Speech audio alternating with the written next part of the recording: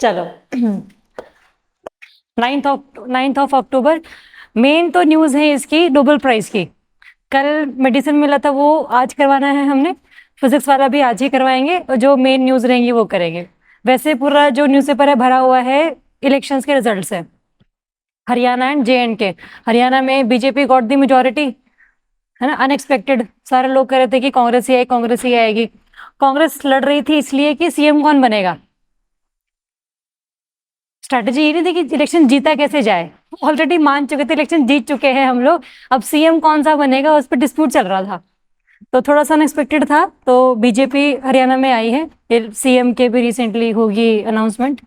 And JNK में जो national conference है NC, वो जीती है। Omar Abdullah will become the new CM। ठीक है, तो इतना ही जानना है। इसके पीछे के जो कि कैसी पॉलिटिक्स थी, कास्ट बेस्ड थी, रिलीजन बेस्ड थी, जम्मू में कितने वोट मिले, कश्मीर में कितने वोट मिले, विनेश फोगाट को कितने वोट मिले, नहीं जानना। इंडिया में 28 स्टेट्स हैं, हर जगह इलेक्शन होते रहेंगे, कोई ना कोई जीतता रहेगा किसी न किसी कारणों की वजह से। हमारा सिलेबस बढ़ता रहेगा, हमें नहीं पढ़ना वो सब।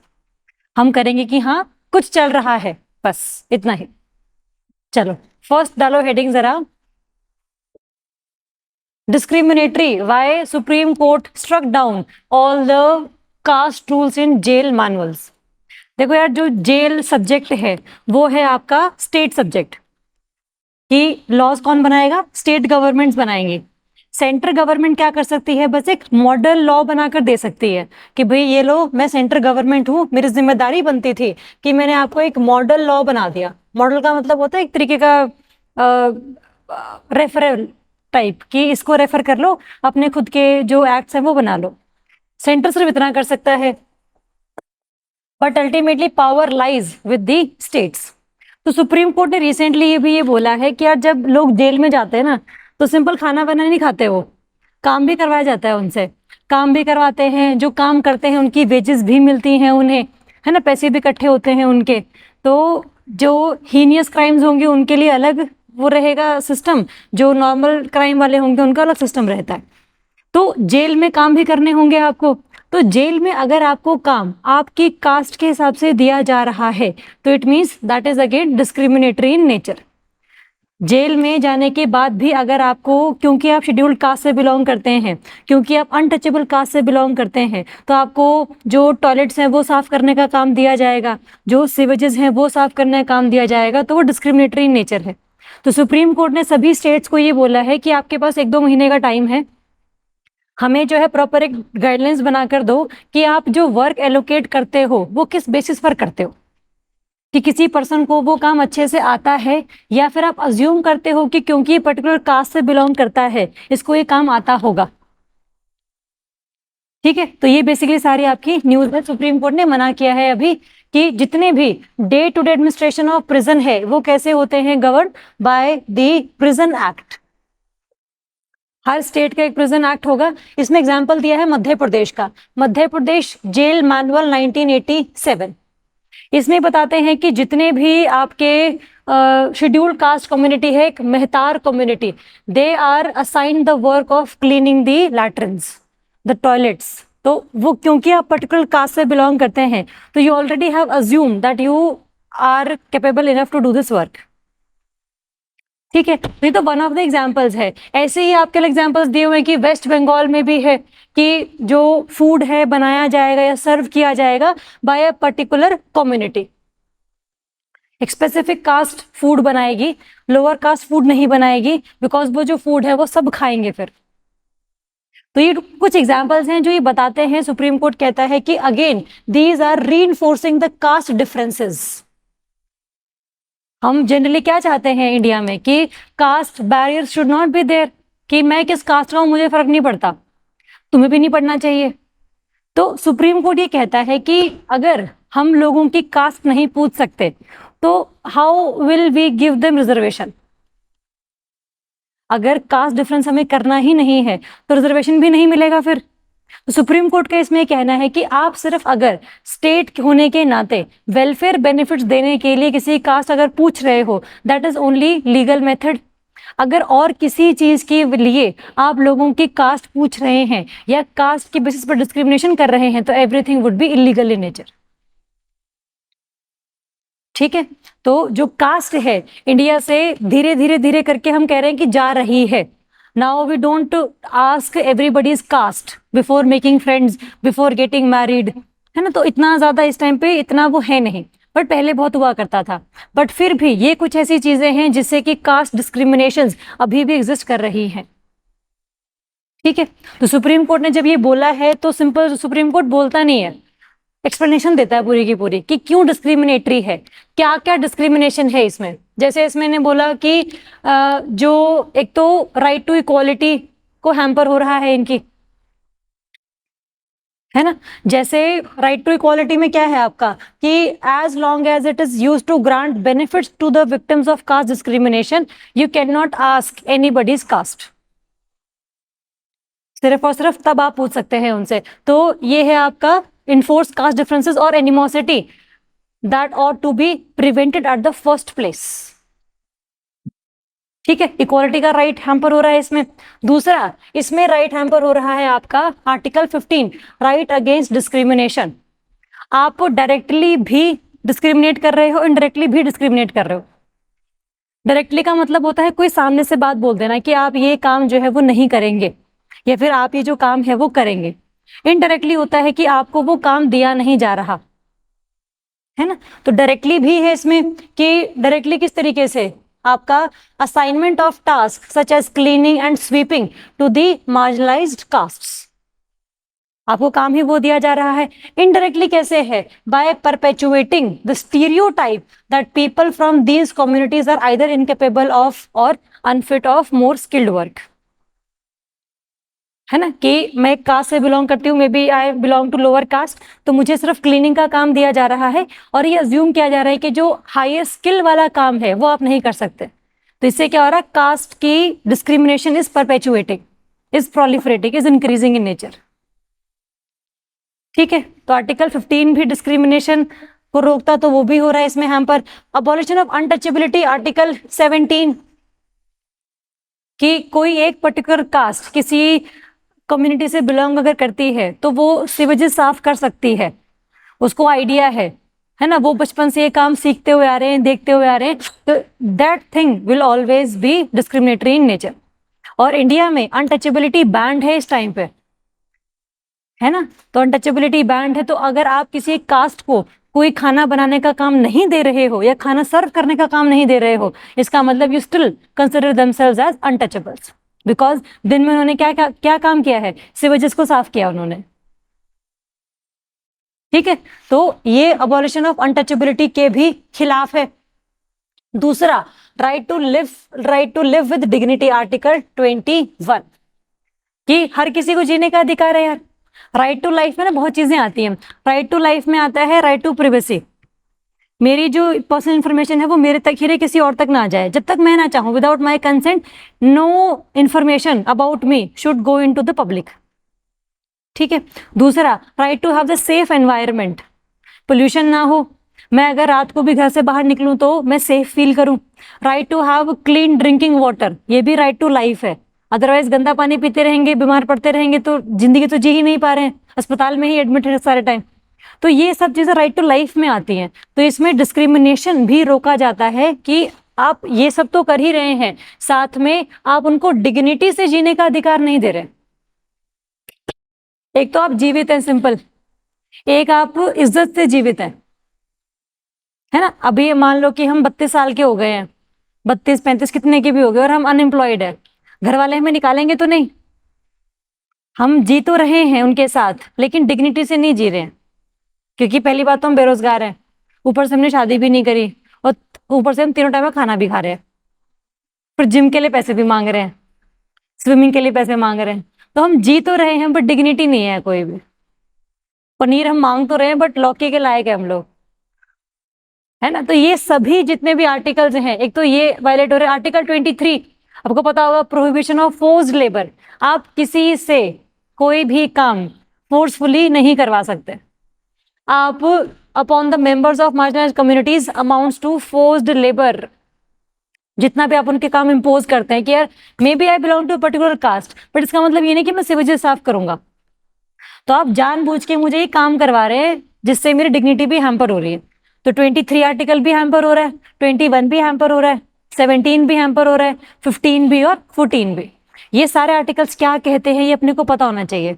डिटेल हम करेंगे जब पॉलिटी डिस्कस कर रहे होंगे, ठीक है। तो न्यूज क्या है, कौन से राइट हैम्पर हो रहे हैं, और सुप्रीम कोर्ट ने बोला है कि भाई हमें इंफॉर्मेशन ला कर दो कि आपने इसमें चेंज क्या किया है। दूसरा, इसमें जिक्र है एक आपके क्रिमिनल ट्राइब का, क्रिमिनल ट्राइब्स एक्ट ऑफ 1970 1871।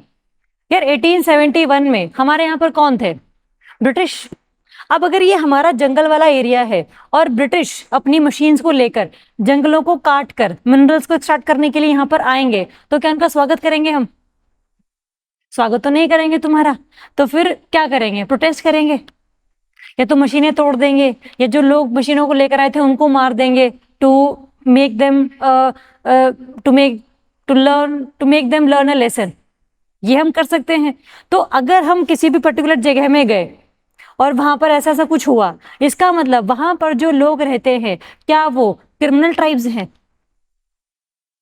पर ब्रिटिश ने यही माना, ब्रिटिश ने यही माना कि 1871 में एक एक्ट पास किया, क्रिमिनल ट्राइब एक्ट। इसमें अलग अलग ट्राइब्स के नाम लिख दिए कि हम जहां जहां गए वहां पर इन्होंने ये एक्टिविटीज करी, that is why they belong to criminal tribe.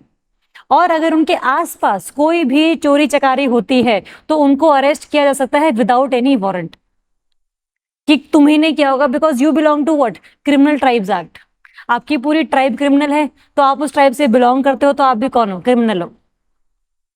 This tag has been given to those people. The stigma always live within them.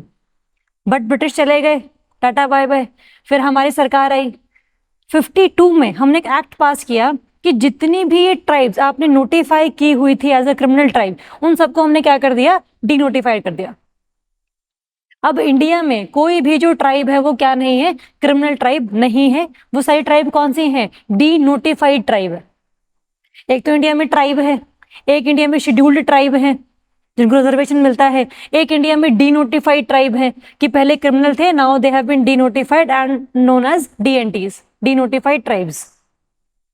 ठीक है, तो वो वाले भी जो हैं कि इन लोगों को भी आप फोर्सफुली काम नहीं करवा सकते just because they earlier belong to criminal tribe. जैसे यार आप देखो, आपकी क्रिमिनल ट्राइब एक्ट में कुछ 10 ट्राइब के नाम लिखे हुए थे, फिर हमने डीनोटिफाई कर दिया, डीनोटिफाई में 10 ट्राइब्स के नाम लिखे हुए हैं। इसका मतलब कहीं ना कहीं स्टिग्मा दिमाग में ये है कि ये जो 10 डीनोटिफाइड है ना, क्रिमिनल ट्राइब्स हैं ये। अगर अभी जैसे आप लोगों ने ये पहली बार सुना होगा, या फिर इसमें मान लो एबीसीडी ट्राइब थी कोई भी, मैंने आपको नाम बताया एबीसीडी। अब अगर आपसे कोई भी पर्सन एबीसीडी ट्राइब का मिलता है तो आप क्या पूछोगे, you belong to criminal tribe, you belong to denotified tribe. तो उस पर्सन के हिसाब से सोचो कि यार उसको ये लग रहा है कि मैं तो कुछ भी नहीं कर रहा अपनी लाइफ में, कोई क्राइम नहीं किया मैंने आज तक, बट फिर भी ये धब्बा मेरे ऊपर लगा हुआ है कि I belong to this tribe, है ना। तो वो स्टिग्मा जो है वो हमेशा रहेगा, और इसी स्टिग्मा को हटाने के लिए भी जो सरकार है वो ये कह रही है कि भाई इनको आप हैबिचुअल क्रिमिनल्स ना मानो और इनको उठा के मत लेकर आओ, वैसे जेल में मत डालो इन्हें। ठीक है, तो ये शेड्यूल्ड कास्ट और डीनोटिफाइड ट्राइब्स, इनके लिए स्पेसिफिकली बोला गया है कि you should change the jail manuals. समझ पाएंगे इस चीज को, ठीक है। तो ये सारी चीजें हैं। चलो नेक्स्ट बात करेंगे, PSLV C-37 इंपॉर्टेंट है। पहली बात तो आपको ये आइडिया है कि सैटेलाइट्स लॉन्च कैसे होती हैं?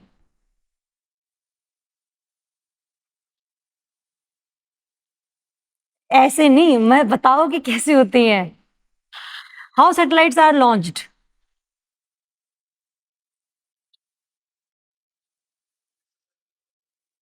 SSLV लॉन्च करते हैं, PSLV नहीं करता, ये भी करता है, GSLV नहीं करता, वो भी करता है। अलग अलग कैटेगरीज हैं। एक रॉकेट होता है ऐसे ऐसे, है ना, उस रॉकेट के अंदर सैटेलाइट्स होती हैं, ठीक है। लॉन्च करेंगे उसको, कोई भी जो एक आपका वो है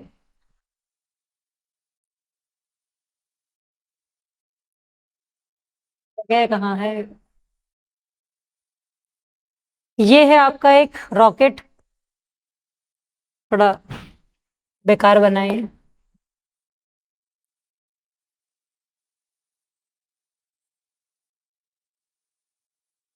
ये है रॉकेट, ठीक है। इसकी 4 स्टेजेस हैं। मैं बता रही हूँ आपको PSLV, polar satellite launch vehicle. इसका नाम ही क्या है? सैटेलाइट को लॉन्च करने वाला व्हीकल। हर सैटेलाइट रॉकेट पे बैठ के ऊपर जाती है, हाथ से नहीं फेंकते हैं उसे। रॉकेट को लॉन्च कराते हैं, रॉकेट में इंजन होते हैं, रॉकेट को ऊपर पहुंचाते हैं। वो तो देखी होंगी, वो पीछे से एकदम से आग निकल रही होती है, रॉकेट ऊपर जा रहा होता है। तो वो सब क्या है? वो PSLV, GSLV, SSLV launch vehicle है बेसिकली। अलग अलग वैरायटीज कैन बी देयर। अभी PSLV न्यूज में तो वो डिस्कस कर रहे हैं हम लोग, ठीक है। PSLV की है आपकी 4 स्टेजेस। इसमें रखी हुई हैं हमारी सैटेलाइट्स, ठीक है। एक टाइम पर जो PSLV C-37 की हम बात कर रहे हैं, इसने टोटल मिलाकर 104 सैटेलाइट्स जो हैं वो स्पेस में पहुंचाई थी। छोटी छोटी छोटी छोटी ऐसे नैनो सैटेलाइट्स, तो 104 नंबर की थी ये। अब हुआ क्या है कि जैसे ही ये लॉन्च होगा व्हीकल, सबसे पहले ये जो स्टेज है ना, इसमें हमारा इंजन है, तो इसमें हम लोगों ने फ्यूल प्रोवाइड किया हुआ है। सेकेंड स्टेज में हमारा इंजन है, इसमें क्या प्रोवाइड करा हुआ है? फ्यूल।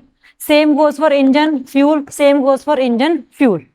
क्योंकि जाना बहुत दूर तक है, तो ऐसे करते करते हमें काफी सारे स्टेजेस बनानी पड़नी है। हमने लॉन्च किया, सबसे पहले ये वाला इंजन का फ्यूल खत्म हुआ, ये जो इसका रॉकेट का बॉडी पार्ट है वो नीचे गिर गया, खत्म हो गया, नीचे ओशन में लैंड कर गया। फिर ये वाला इंजन की बारी आई, ये पूरा एग्जॉस्ट हुआ, फिर ये वाले जो बॉडी पार्ट था रॉकेट का वो नीचे गिर गया।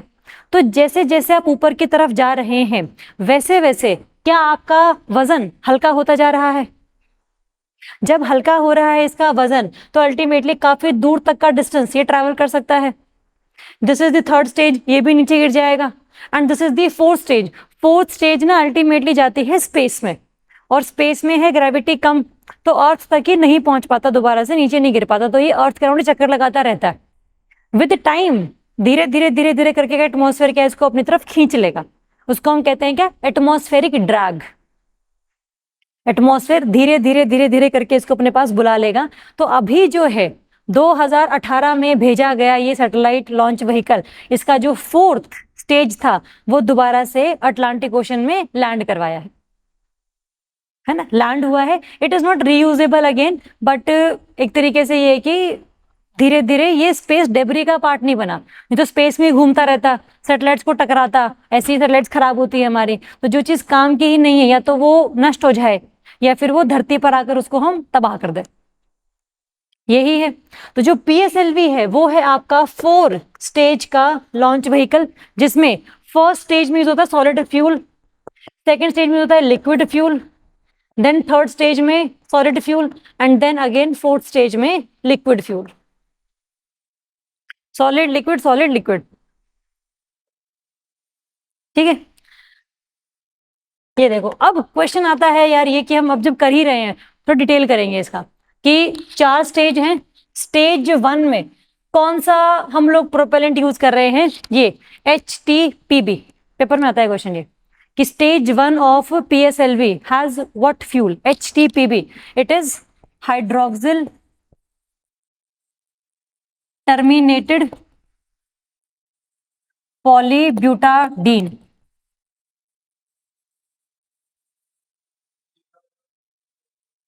है प्रोपेलेंट फ्यूल, जैसे पेट्रोल लिक्विड फ्यूल है ना, और CNG गैसियस फ्यूल है, ऐसे सॉलिड फ्यूल होते हैं। HTPB फर्स्ट स्टेज ये करेगा। सेकेंड स्टेज में प्रोपेलेंट क्या है आपका? UH25 and N2O4। 4 stage vehicle है, सॉलिड लिक्विड लिक्विड। पहला HTPB सॉलिड, लिक्विड आपका UH25 एंड N2O4। किसी भी फ्यूल को जलने के लिए क्या चाहिए होता है? ऑक्सीजन। अगर आप मोमबत्ती जलाकर उसके ऊपर ग्लास रख देते हो ना, करा एक्सपेरिमेंट बचपन में, कि भाई थोड़ी देर बाद क्या मोमबत्ती बुझ जाएगी, because oxygen has been exhausted. तो N2O4 जो है, it is di nitrogen tetra oxide. It is what? The oxidiser, it is the oxidiser. Solid वाले में क्या होता है, इसके साथ ही मिक्स कर देते हैं उस ऑक्सीडाइजर के फ्यूल को। एचटीपीबी में ऑलरेडी जो सॉलिड पैलेट्स हैं उसके अंदर आपका ऑक्सीडाइजर है, इस वाले में ऑक्सीडाइजर अलग से। और UH25 है आपका, इसका कुछ फुल फॉर्म भी है, समथिंग हाइड्रोक्सिल करके ही है कुछ, इसका चेक कर लेना इसको एक बार। UH25 है ये, एक मिनट हम चेक कर भी लेते हैं, इसका फुल फॉर्म भूल गई मैं।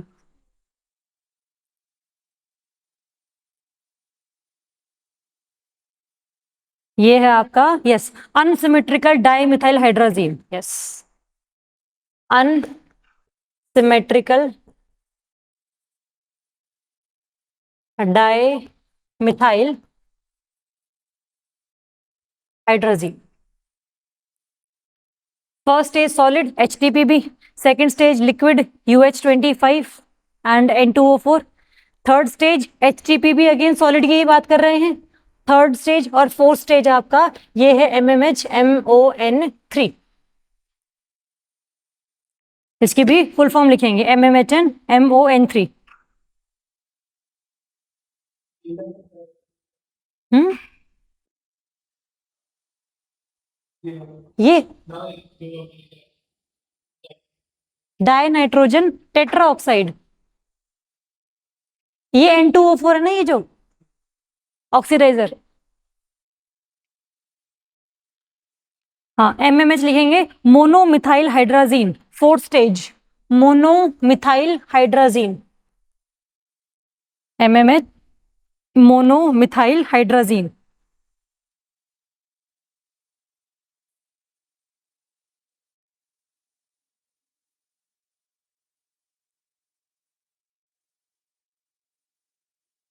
And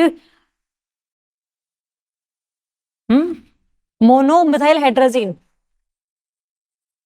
monomethyl hydrazine. और MON3 is the mixed oxides of nitrogen, mixed oxides of nitrogen, MON3, mixed oxides of nitrogen. Oxides मतलब ऑक्सीडाइजर। सॉलिड वाले में we don't need separate oxidisers, we can mix that with the solid pellets. Liquid वाले में चाहिए होता है। ठीक है, मिटा दो इसको,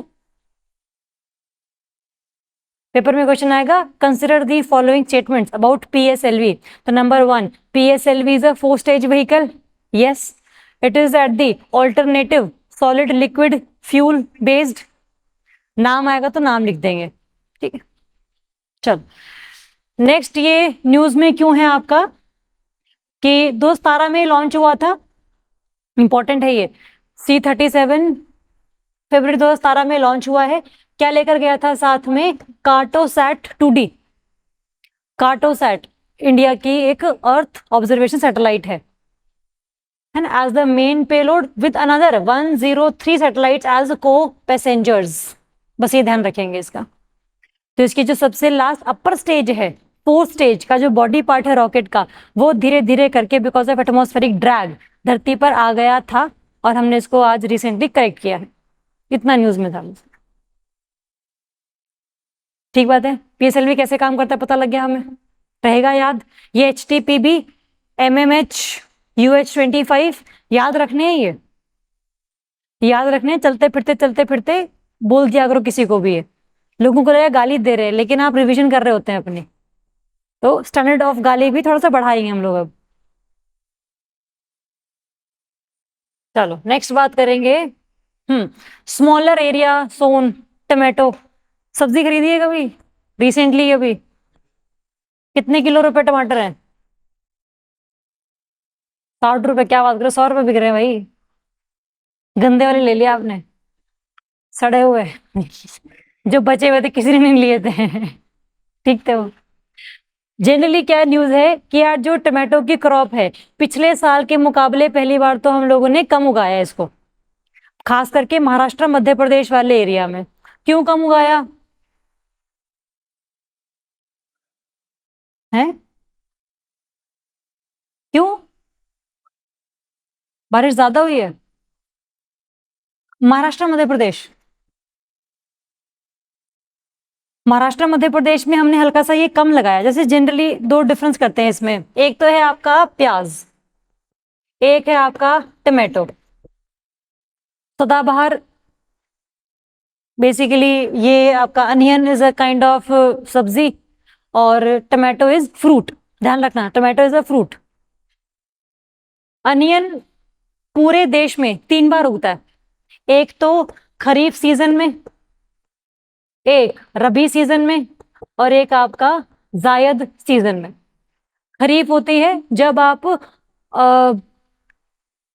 मार्च अप्रैल में लगाते हैं, अप्रैल में लगाते हैं और अल्टीमेटली जो अक्टूबर है उसमें हार्वेस्ट कर लेते हैं क्रॉप को।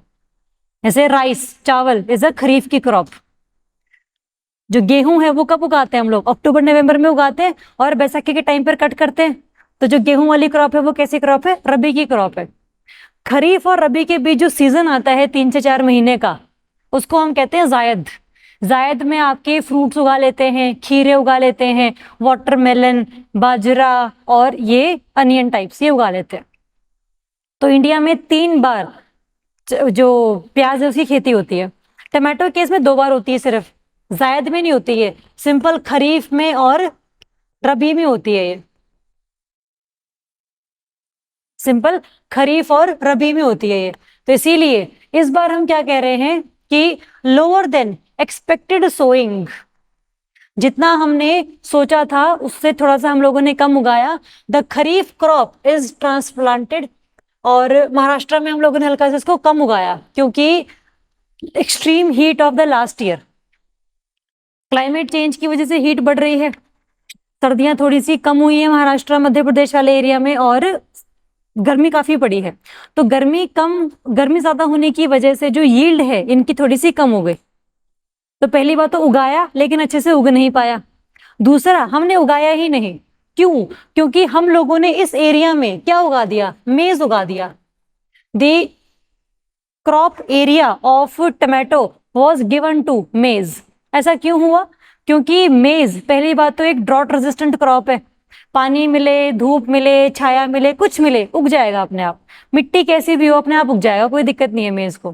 पहली बात तो कंडीशंस ठीक है उसको उगने के लिए। दूसरा, मेज को जब आप उगाते हैं ना तो पहली बात उसको खाने के लिए इस्तेमाल कर लेंगे, साथ में फूड के साथ साथ ये हम इंडस्ट्री में भी भेजते हैं, जिससे क्या बनता है हमारा? इथेनॉल। इससे बनता है हमारा इथेनॉल। इथेनॉल है एक काइंड ऑफ फ्यूल जिसको हम क्या करते हैं? पेट्रोल में मिक्स कर देते हैं। कि 1 लीटर पेट्रोल है, इसमें 80% है पेट्रोल और 20% है क्या? आपका इथेनॉल। जिससे कि आपका जो इंजन है वो बढ़िया रहता है, जो इंपोर्ट हम कर रहे हैं पेट्रोल वो भी कम रहता है। तो इथेनॉल को प्रोड्यूस करने के लिए काफी सारे इस टाइम पे हमने स्कीम्स चलाई हुई है। ठीक है, तो सरकार इथेनॉल खरीदती भी है, इंडस्ट्री भी खरीदती है, और फूड के तौर पे बेस इस्तेमाल होता है। तो क्यों हम लोगों ने रिस्क लेना है कि टमाटो उगाएं और फिर खराब हो जाए वो? और टमाटो लगाना बड़ा मुश्किल है। 1 एकड़ जमीन अगर आपने लगानी है तो कम से कम 1 से 2 लाख आपने पहले इनपुट देना पड़ेगा उसको, तब जाकर वो क्रॉप उगेगी, तब जाकर आप उसको बेचोगे, तब जाकर आपको पैसे मिलेंगे। और बाय चांस अगर क्रॉप खराब हो गई तो आपके जो 2 लाख रुपए हैं वो गए, है ना। तो टमाटो की क्रॉप कब कब उगती है? 2 बार। अनियन की 3 बार उगती है। 2 रीजन रहे इस बार कि हमने पहली बात उसको उगाया ही नहीं। क्यों नहीं उगाया? बिकॉज कॉम्पिटिशन फेस्ड बाय मेज। मेज क्यों? क्योंकि वो खाने के लिए इस्तेमाल होगी, एक्सट्रीम कंडीशन में सर्वाइव कर जाती है। और तीसरा, इथेनॉल प्रोडक्शन के लिए इंडस्ट्रीज उसको ले लेती है। और उगाया था तो खराब हो गया because of the extreme heat in Maharashtra वाला एरिया, सर्दियां बहुत ज्यादा वहां पर नहीं पड़ी। सहमत है इस बात से? ठीक है, तो ये सारी चीजें हैं। दूसरा, टमाटो के केस में बहुत सारा बैक्टीरियल प्लस वायरल डिजीजेस भी होती हैं। तो आप इतने पैसे लगाओ, कोई बैक्टीरिया लग जाए और अल्टीमेटली क्रॉप नष्ट हो जाए, तो इससे बेटर है मेज लगा लो।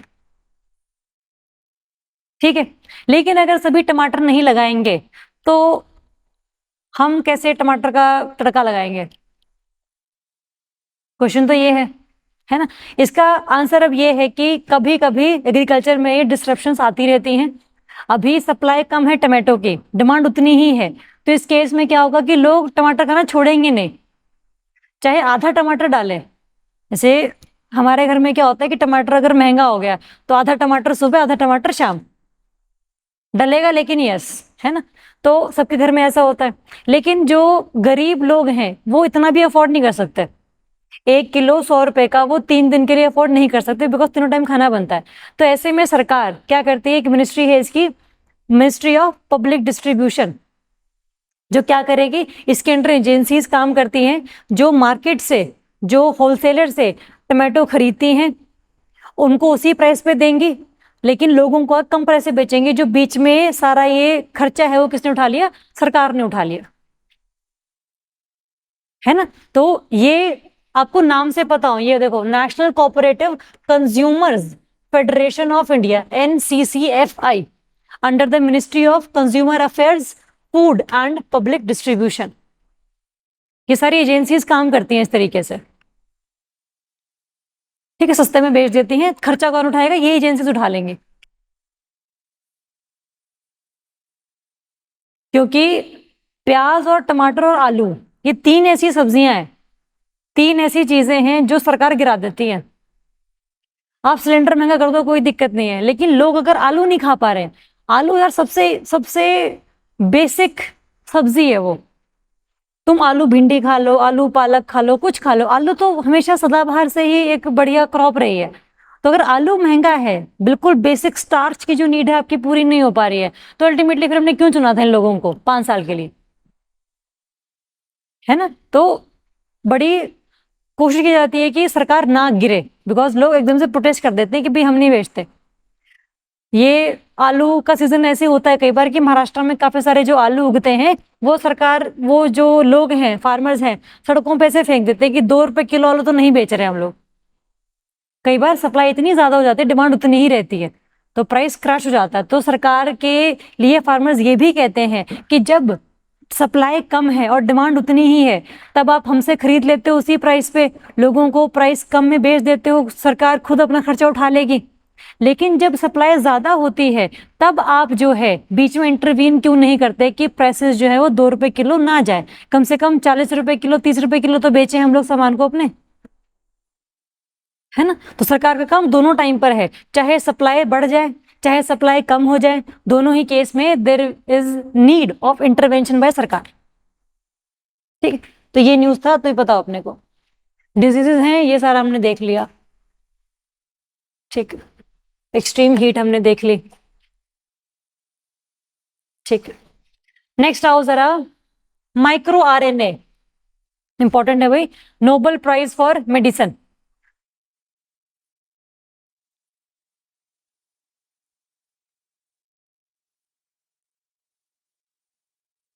Nobel prize for medicine,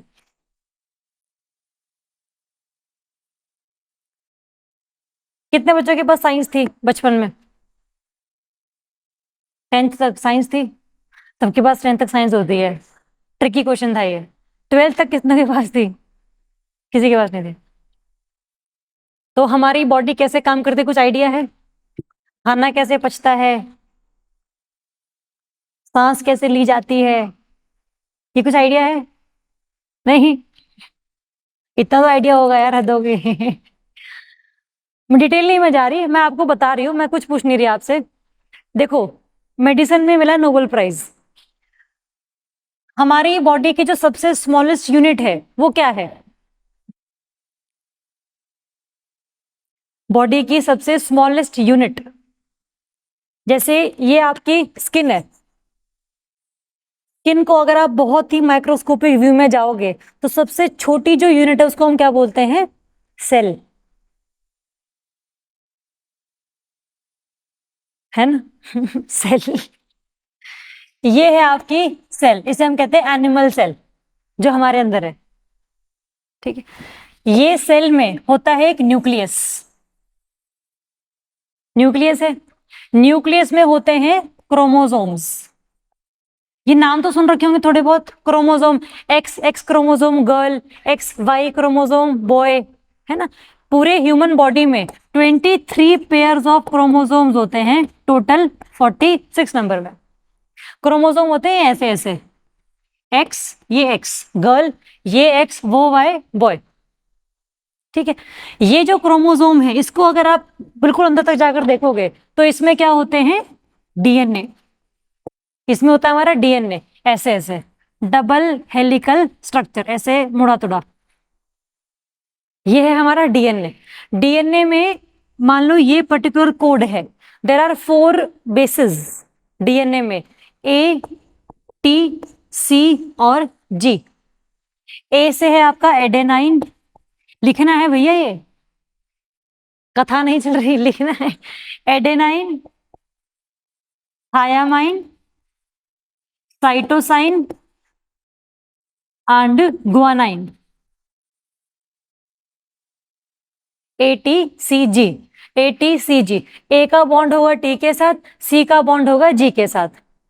it could be AT, it could be TA, it could be CG, it could be GC। ठीक है, तो सेल है सबसे छोटी यूनिट। अगर मैं कहती हूँ कि स्किन है, इसका मतलब स्किन किससे बनी है, multiple multiple multiple skin cell से बनी है। अगर मैं कहती हूँ नर्व सेल, इसका मतलब जो हमारा दिमाग है, जो न्यूरॉन्स है, वो हमारे किससे बने हैं, नर्व सेल से बने हैं, मल्टीपल मल्टीपल मल्टीपल। ठीक है, हमारा जो खून है, ब्लड है, वो किससे बना है, सेल से बना है। उसमें कौन सी है, रेड ब्लड सेल्स है, आरबीसी, सुना होगा नाम आरबीसी इसका, तो हर 120 दिन के बाद वो दोबारा बनती है। ठीक है, एडेनाइन, थायमाइन, साइटोसाइन, ग्यूनाइन, समझ पा रही है इस चीज को। सेल में न्यूक्लियस, न्यूक्लियस में क्रोमोसोम, क्रोमोसोम में डीएनए, डीएनए में ATCG के बेसिस। पूरे डीएनए, मान लो मैं इस पोर्शन की बात कर रही हूं, ये जो पोर्शन है ये क्या है मेरा, वन पर्टिकुलर जीन। ये जो कॉम्बिनेशन है वो रिस्पॉन्सिबल है मेरे आईज की कलर के लिए, एक पर्टिकुलर जीन रिस्पॉन्सिबल है मेरे फेस के स्ट्रक्चर के लिए, एक पर्टिकुलर जीन रिस्पॉन्सिबल है मेरे लेवल ऑफ हॉर्मोन्स के लिए, एक पर्टिकुलर जीन है हमारे स्किन के कलर के लिए, हमारी हाइट के लिए, बालों के कलर के लिए। हर बॉडी में ऐसे पर्टिकुलर पर्टिकुलर पर्टिकुलर जीन्स है।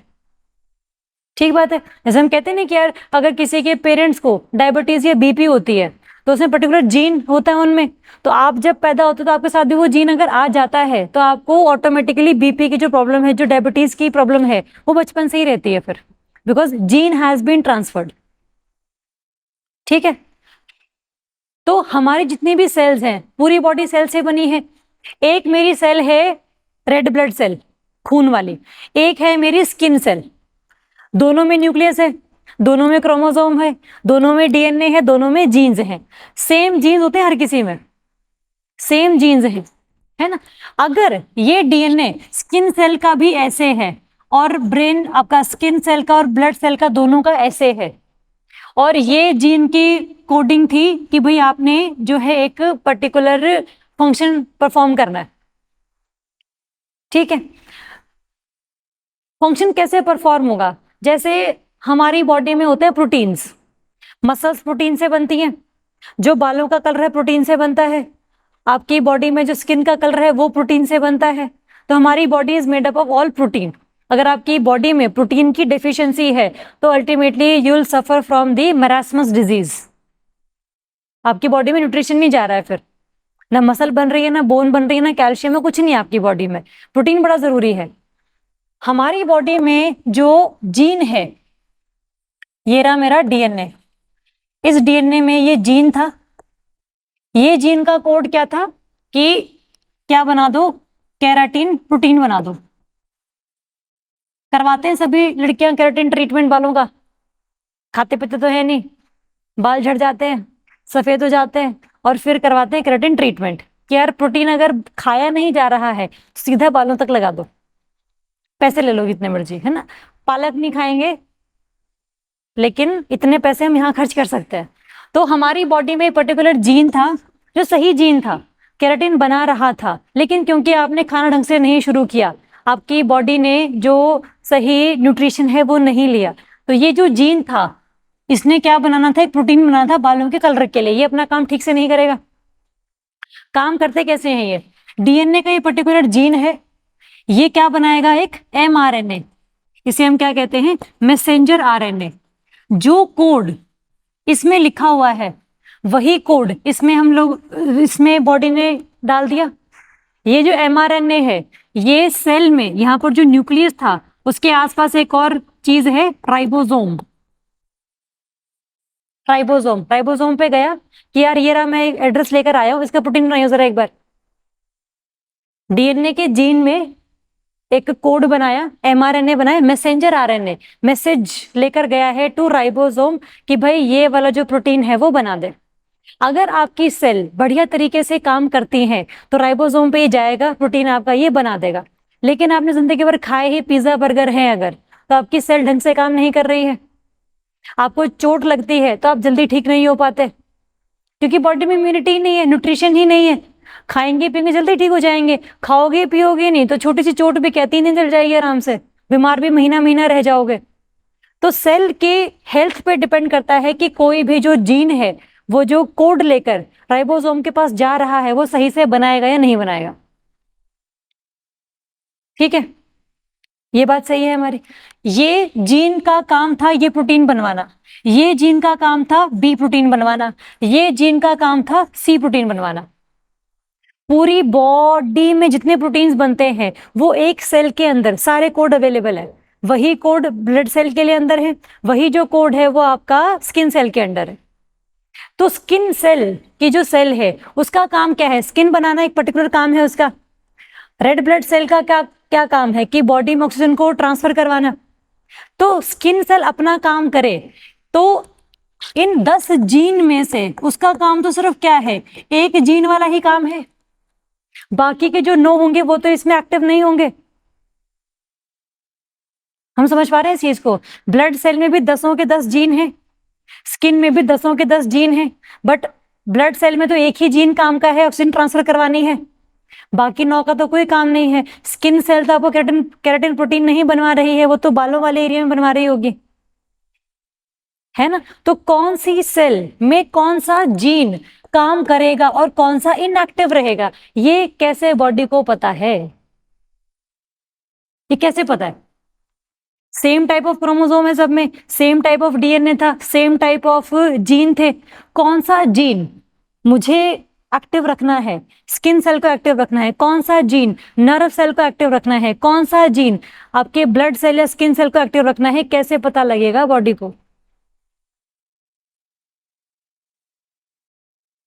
तो ये इसको कहते हैं जीन रेगुलेशन, कि एक पर्टिकुलर सेल में जो 10 जीन थे उसमें से बस एक ही एक्टिव है, बाकी 9 एक्टिव नहीं है। This procedure is called the gene regulation. तो जीन रेगुलेशन कैसे होती है बॉडी में ये बताया है इन्होंने, जिनको मिला नोबेल प्राइज फॉर मेडिसिन। समझ पा रहे हैं हम लोग।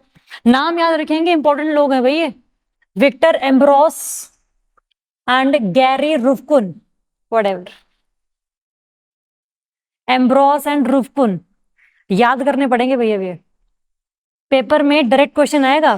तैयारी पीसीएस की में भी नहीं कर रहे हैं हम लोग, पंजाब की नहीं कर रहे इस टाइम पे, लेकिन यूपीएससी में यहाँ पर आएगा प्राइज का नाम, यहाँ पर आएगा लघु का नाम, करो मैच दी फॉलोइंग।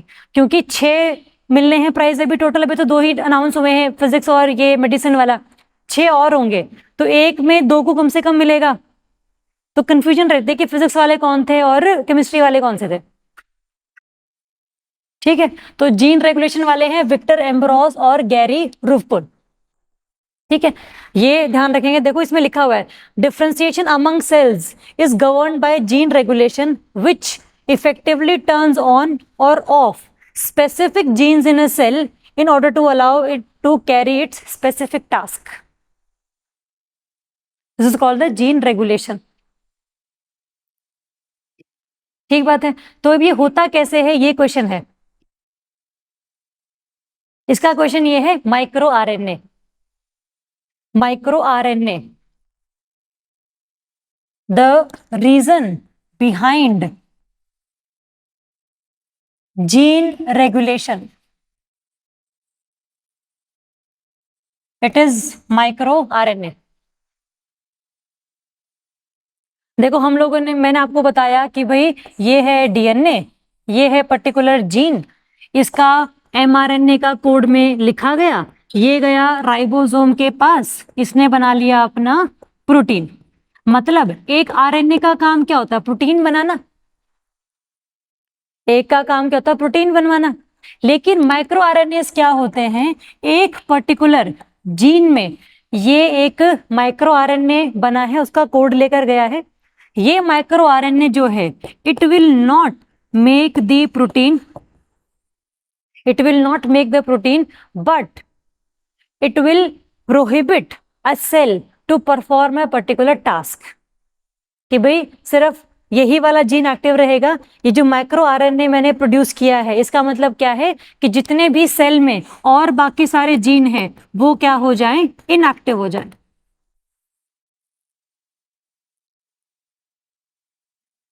एक तो मैंने बनाया एमआरएनए, मैसेंजर आरएनए, कि भाई ये कोड लेकर गया था, राइबोसोम के पास गया, उसने बोला कि प्रोटीन बना दे इसका, उसने बना दिया। ठीक है। एक आरएनए क्या है? माइक्रो लेवल का आरएनए है, जिसमें क्या है कि वो कोड है जिसमें सेल को ये पता लगता है कि मुझे ये वाले जीन जो है वो इनएक्टिव रखने हैं,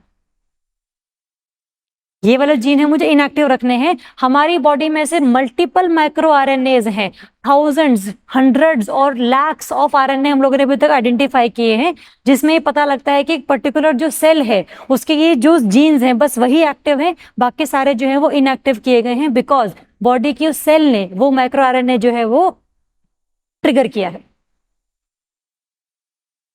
ठीक है। इसमें बस एक दो तीन लाइनें हैं, आपको याद रह जाएंगी।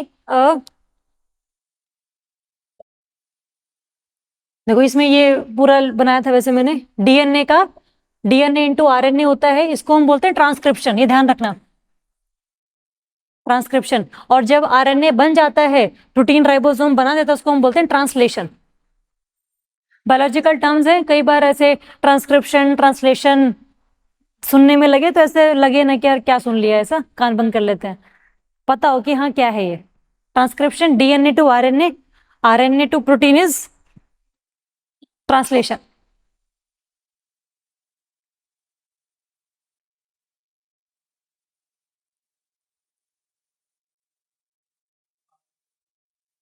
आरएनए, आरएनए, स्लाइड बैक कर दें। आप क्या पूछ रहे हो? कि पीछे कर दो? तो बोल दो स्लाइड पीछे कर दो, आरएनए क्या बोल रहे हो? आरएनए वाली स्लाइड कर दो ये कह रहे थे।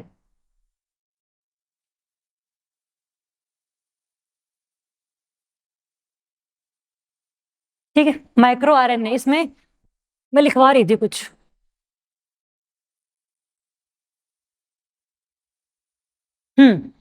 लिखेंगे, a tiny micro RNAs are the, micro RNAs are दी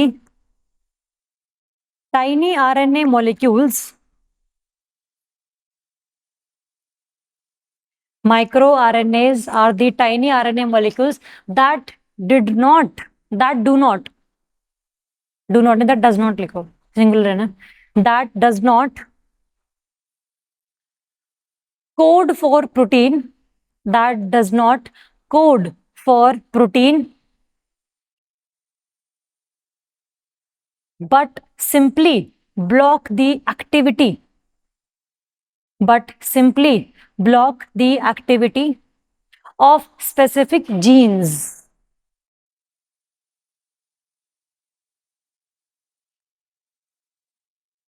देखो बॉडी, हमें लगता है कि यार हम बढ़िया तरीके से जी रहे हैं, लेकिन इतने लेवल पर बॉडी में सब कुछ चल रहा है, मतलब वी रियली डोंट नो। हम बहुत फॉर ग्रांटेड लेते हैं कि यार ऐसे हाथ उठाया हाथ उठ गया,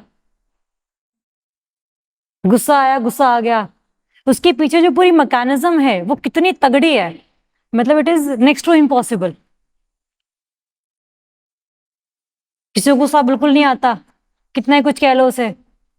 कई ढीठ बहुत होते हैं, एटलस बोलो लेकर नहीं आते। जो नहीं है उनकी बात कर रही हूँ मैं तो। कई समझदार बच्चे होते हैं, ले आते हैं। तो पीछे की मैकेनिज्म बहुत तगड़ी है, तो इतने पर्टिकुलर लेवल पे जाकर मैक्रोआरएनए ने स्टडी किया है, that is why they have received the Nobel prize, है ना। हमारे जैसे तो नहीं है, कम से कम ये तो एम्ब्रोस और रुवकुन, नाम ध्यान रखेंगे, आज ही रट्टा मार लेंगे, बिकॉज आज फिर केमिस्ट्री वाले अनाउंस होंगे तो 3 नाम और हट हो जाएंगे सिलेबस में, तो इसको याद कर लेंगे। फिजिक्स वाला करेंगे अब, चलो। Physics, making machine learn, AI, बस। देखो, इसको समझेंगे पहले। आपकी आपकी बॉडी ने, मान लो आपके हाथ ने गरम चीज टच करी, कोई तवा टच किया एकदम से, है ना, एकदम से इनपुट है वो, आउटपुट क्या है, दिमाग में दर्द, धीरे धीरे वो स्किन भी फूल जाएगी, तो वो अलग चीज है। यहाँ टच करने से लेकर ब्रेन तक जो वो चीज गई है, उसके पीछे जो पूरा हिडन नेटवर्क है, वो हमारा न्यूरल नेटवर्क है, कि भाई किस तरीके से हाथ ने टच किया, सिग्नल जो है वो ब्रेन तक गया, और आगे के लिए याद है बॉडी को कि गर्म चीजें टच मत करना। छोटा सा बच्चा, उसको तो नहीं पता कि गर्म तवा गर्म हो सकता है, तो टच करके देखेगा, लेकिन पूरी जिंदगी भर के लिए उसको याद है कि इसको टच नहीं करना, एक ही बार छेड़ना बस किसी को। अगर नेगेटिव कॉन्सिक्वेंसेस आए हैं तो बच के रहना ऐसे लोगों से। कोई अगर प्यार से बात करा तो उससे और प्यार से बात करनी है ना। तो इसका मतलब हम लेसन लर्न कर रहे हैं, day by day by day by day हम लेसन लर्न कर रहे हैं, हम चीज़ों को याद रख रहे हैं, हम चीज़ों को फील कर रहे हैं, हम अपनी पूरी आइडियोलॉजी में मॉडिफिकेशन कर रहे हैं। हम बिल्कुल कट्टर नहीं है, बिल्कुल ये नहीं कि हम चेंज ही नहीं होंगे, हम डे बाय डे चेंज भी हो रहे हैं। तो क्या ये चीज़ कंप्यूटर्स कर सकते हैं? क्या ये चीज जो हमारा न्यूरल नेटवर्क हमारी बॉडी में चल रहा है, कि इनपुट से लेकर आउटपुट तक बीच में हिडन लेयर्स हैं, क्या ये कंप्यूटर कर सकता है? तो answer is yes, because Nobel prize जिनको मिला है फिजिक्स के लिए, they have developed the artificial neural network. कि भाई मशीन को ये पता है, जैसे इन्होंने क्या किया है, आप मान लो आप चैट जीपीटी इस्तेमाल करते हैं, it is a kind of in AI tool. या टेस्ला, एक गाड़ी जो एआई कार है बेसिकली। अगर आप चैट जीपीटी पे कोई भी उससे चैट कर रहे हैं, तो आप उसके साथ अगर बात कर रहे हैं कि भाई आज है 9 अक्टूबर, तो 9 अक्टूबर के बाद ना 2 महीने बाद मेरा पेपर है, तो मैं इस चीज़ के लिए पढ़ रहा हूँ, ये है वो है। तो 2 महीने बाद अगर आप उसको पूछोगे तुझे याद है मेरा पेपर है, तो वो कहेगी yes I remember that today is your paper of this subject. है ना, मतलब कि वो अपने आप में क्या कर रही है, लर्न कर रही है, रिमेंबर करने की कोशिश कर रही है। कंप्यूटर से आप नॉर्मली माइक्रोसॉफ्ट वर्ड में अगर जाओगे, उसको लिखोगे कि यार मेरा पेपर है, तेरे को पता है, तो कहेगा कि व्हाट आर यू सेइंग। है ना, वर्ड में तो लिखोगे तो कुछ नहीं पता लगेगा, चैट जीपीटी में तो उसको कम से कम याद है, वो चीजों को मॉडिफाई कर रही है। मैंने उसको मान लो एक टेक्स्ट दिया था कि text on Nobel prize for medicine, कि किसको मिला है किसको नहीं मिला है, अपनी मेमोरी में अपडेट कर ले, ताकि मैं कल अगर तुमसे पूछूं कि मुझे बताना है कि नोबेल प्राइज फॉर मेडिसिन किसको मिला था, तो आपको फिर वो पता हो और सिंपल मैनर में आप मेरे को समझा सको। तो that is basically the modification, the remembering, ये सब चीजें जो है वो मशीन करती है, and that is called the artificial intelligence. Same goes for Tesla car. यहाँ मुड़ना है, वहां मुड़ना है, जगह खाली है तो ही मुड़ना है, इंजन को लो कर देना है जब गाड़ी नहीं चल रही है ना, और स्पीड कितनी रखनी है, किस किस सड़क पर कितनी स्पीड रखनी है, गड्ढे हैं तो स्पीड कम कर लेनी है, ये सब क्या है, ये आपके न्यूरल नेटवर्क्स आप लोगों ने पूरी मशीन में क्रिएट करके दिए हुए। एक बार ही गड्ढे पर जो गाड़ी है वो स्पीड में चलेगी, बट उसके बाद उसको याद है कि भाई गड्ढा है, रुक लेना चाहिए। अदरवाइज अगर आप मैनुअल कार चला रहे हैं और आपने रेस दे दी है, तो कार तो नहीं बोलेगी भी रोक दे मुझे, है ना, वो तो हम उल्टे पलट जाएंगे, वो अलग बात है, वो खुद ही रुक जाएगी फिर तो। लेकिन टेस्ला कार को ही पता है कि भाई स्पीड कम कब कम करनी है, कब ज्यादा करनी है, कितनी फ्रिक्शन है रोड पे, सब उसको आइडिया है।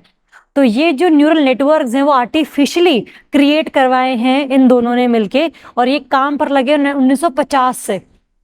एक तो पर्सन जिनको मिला ये प्राइज, उनका 91 ईयर्स एज है, 91। तो वो 1950 से काम कर रहे हैं, तो 23-24 साल में तो वो इस फील्ड में आ गए थे काम करने के लिए, और हम पेपर की तैयारी कर रहे हैं। कुछ ढंग का तो कर नहीं रहे हम। नाम लेकिन याद रखेंगे इन दोनों के, यार इंपॉर्टेंट लोग हैं। ये देखो, जॉन हॉपफील्ड, 91 ईयर्स का है ये। देखने में देखो कैसा लग रहा है। और दूसरा है हॉपफील्ड के बाद जॉफरी हिंटन, ये भी 76 ईयर्स का है। तो इतने उस टाइम पे शुरू कर दिया था इन्होंने। यस, जैसे कंप्यूटर्स आर इंटेलिजेंट मशीन्स, हम कब बोलते हैं इंटेलिजेंट है वो? मैंने उससे पूछा कि 313 इंटू 1976 कितने होते हैं, आप बता दो कितने होते हैं। You may be fast but you are not correct. कि 313 multiply 1976 equal to 215, but it was fast, सही भले ही ना हो। तो वो मशीन फास्ट भी काम करती है, वो मशीन सही भी काम करती है। It means computers are what, intelligent. हम तो नहीं कर पा रहे हैं वो सारी चीजें। साथ में डेटा भी स्टोर करके रख रही है, भले ही छोटी छोटी बिट्स में करके रख रही है। ये मैंने स्टोर कर दिया था, अब मैंने सर्च किया कि ये वाला, इस पूरे डॉक्यूमेंट में ये वाला वर्ड कहाँ लिखा हुआ है, तो पूरा वर्ड कॉपी करके उसने स्टोर किया हुआ था, उसी चीज को वो ढूंढेगा, बता देगा आपको। हम क्या पन्ने पलटते रहेंगे, नहीं ढूंढ पाएंगे इतना सारा सब कुछ। तो वो क्या इंटेलिजेंट मशीन्स है। धीरे धीरे कंप्यूटर्स इवॉल्व हुए हैं। पहले उनकी जो कंप्यूटिंग कैपेसिटी थी वो कम थी, कम डेटा को स्टोर कर सकते थे। पहले मान लीजिए कि आपके पास जीबीज में वो आती थी स्टोरेज, अब टीबीज में आती है ना। उसके आगे भी TB, anything, A B C D जो भी है ना, काफी स्टोरेज बढ़ गई है। इतनी सी चिप में, इतनी सी पेन ड्राइव में इतना अमाउंट ऑफ डेटा आप इस्तेमाल कर सकते हैं। इसका मतलब क्या है कि स्टोरेज कैपेसिटी बढ़ गई है। दूसरा, आज अगर आप उनसे कुछ एक्स्ट्रा चीजें भी पूछोगे तो वो बता देंगे। आप चैट जीपीटी को ना, जैसे इमेज भेजो कोई भी, कि यार ये मैंने इमेज भेज दी, मैं लिख नहीं रहा सारा सब कुछ तेरे लिए, मैंने इमेज खींची, मैंने प्रोवाइड करवा दी, मैंने बोल दिया कि बताना इसका सिंपल सिंपल में एक्सप्लेनेशन क्या है, वो बता देगी आपको। इसका मतलब वो पढ़ भी सकती है, वो इमेजेस से टेक्स्ट भी ले सकती है, वो मेरी आवाज भी पहचान सकती है, वो वीडियोस भी पहचान सकती है। आप सिरी में कोई और पर्सन अगर बोलेगा तो बिल्कुल जवाब नहीं देगी सिरी। अगर मेरे फोन में मेरी आवाज स्टोर है तो वो मेरी बात का जवाब देगी, बाकी कोई करता रहे, कोई नहीं फर्क पड़ता। वो कहेगा please give me a joke, I don't recognise you, get out, कुछ और बोलेगी अच्छा सा, है ना। तो इसका मतलब क्या है कि उसने आवाज को पहचानना भी सीखा है। तो ये सब जो आर्टिफिशियल इंटेलिजेंस है, जिसको हम बहुत फॉर ग्रांटेड ले रहे हैं ना, इसके पीछे बहुत बड़ी रिसर्चेस लगी हैं। हमने तो बस क्या है कि हमने चैट कर ली, सिंगल है हम लोग, लेकिन इसके पीछे जो पूरी मैकेनिज्म, जो पूरा कोड लगा है, वो इन लोगों ने सोचा है। टेस्ला कार इजी नहीं है यार, मतलब कि आप पीछे बैठे हैं 4 लोग और कोई नहीं आगे ड्राइवर सीट पे। टार्जन हम लोगों ने पहले सोच ली थी, लेकिन एक्चुअल में तो टेस्ला आई अभी रिसेंटली ही है। तो बहुत अलग एक्सपीरियंस है वो। डर भी लगता है कि मशीन क्या पता खराब हो जाए, पहुंच ही ना पाए अपने डेस्टिनेशन पे। तो ये सब जो करने के लिए आर्टिफिशियल न्यूरल नेटवर्क चाहिए कि machine can learn, machine can remember, machine can modify there datas. वो सारी चीजें जो इन दोनों ने शुरुआत करी हैं, these they are called the father of AI. इनके बिना एआई नहीं आता, है ना। तो सिर्फ स्टोरेज ही नहीं, सिर्फ कंप्यूटिंग कैपेसिटी ही नहीं, बस फास्ट ही नहीं, बल्कि चीजों को याद करना भी मशीन का ही काम है, जैसे हम याद करते हैं। ठीक है, तो इसके लिए मिला है इनको नोबेल प्राइज। ये सारा लिख लेंगे बस इसमें। ठीक है, बाकी तो वही इंटेलिजेंट मशीन्स हैं, लर्न, इमेज पैटर्न,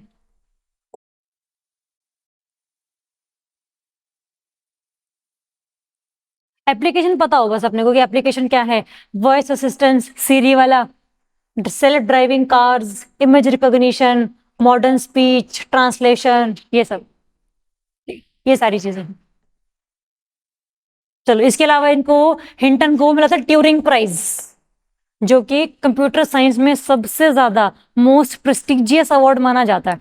ये इनके बारे में बस एक फैक्ट है, थोड़ा ध्यान रख लेंगे इसको, ट्यूरिंग प्राइज। ठीक है, बाकी नहीं हमारे काम का है इसमें। आज इतनी ही न्यूज थी हमारी। ट्यूरिंग, TURING, ये भी एक पर्सन के नाम पर ही है। कौन थे ट्यूरिंग? मैं आपको होमवर्क दे रही हूँ ये। World War I, रोबोट वाले नहीं थे ये, जिन्होंने लॉ ऑफ रोबोटिक्स दिया था, ऐसे कुछ थे इनका नाम। होमवर्क लिखो, इंपॉर्टेंट पर्सनैलिटी यार, मैं भी देखूंगी आप भी देखना। ट्यूरिंग।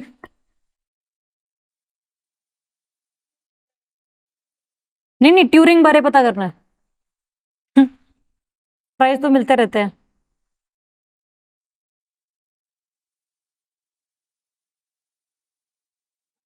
चलो।